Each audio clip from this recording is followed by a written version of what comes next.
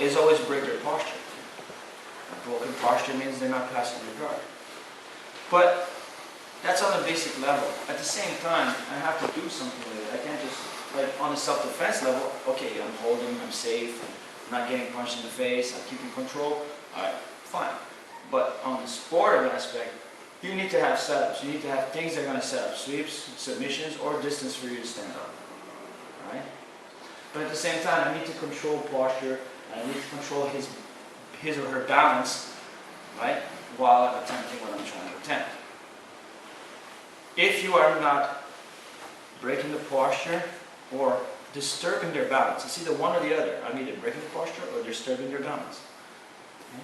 If I'm not doing either one of those things, then he will set and start to pass. Okay, so there's a few other drills that we could have done today that if we had a little bit more time, but I don't want to waste time, that you would talk about a little bit about disturbing the balance. And anytime someone's balance is, they have to reset, well, if they have to reset, they're not passing. Okay? So that's a general idea kind of thing. If he has good posture, doesn't matter if it's stagger stance or your belt stance, right? If I feel somewhat threatened and I need to take my time, first thing I do is I raise my hips up and drive my feet to the mat. This makes me very heavy, okay, and hard, and now I don't have to worry so much about him standing up and picking me up. Okay, it also gives me a lot more leverage to break him down, because as I drop my hips to the mat and bring my hips forward, right, I'm going to have that extra little bit of momentum, okay? Baseball grip doesn't have to be deep. I just need a good grip on the lapel. Alright? I'm going to go to one side and go for the other for momentum, just like I did before, and I bring him down. I whip him with my legs and yank him. So I don't need a deep grip on it, I just need to yank his head down. Alright? So I'm here, hips up, I just grab a grip on anywhere, baseball grip. I go for one side for momentum, as I swing for the other, I yank him down and bring my legs in. Okay? Right away, hand closest to the head, goes and drags it down. I'm going to flare my elbow up. See? Flare my elbow up, because by doing so, it puts weight on the back of his head, and that's what I want. I'm going to keep control of that lapel on the bottom, because what I'm hoping for is that he's going to try to regain his posture. But he has to either, if you do this properly, he has no choice but to put his hands on the mat to do that. He can't put his hands on me, so he's going to put his hands on the mat to try and regain that posture. As he does so, I stay connected. Go, go, go, go. Stay connected. Stay connected. Right? Now, several options. But the first one I always like to go for is hand on the mat, shift, lift that belt up, start to drive it, and right away, I take my hand out, because I don't want his body to land on my hand. I don't want to go bang and his body lands on my hand. You're going to hurt your fingers, you're going to hurt your knuckles. So if he's an aggressive opponent, right, and he's like, yeah, I'm going to go back to try and gain that posture that he lost, you just take that right. Keep the lapel, don't let go of it, because when you're here, you're nice, you're kind of flaring your elbows a little bit. It's not just the one on top of the head. The one on here is flaring as well, because it's putting a lot of weight and a lot of pressure, all right? Baseball grip.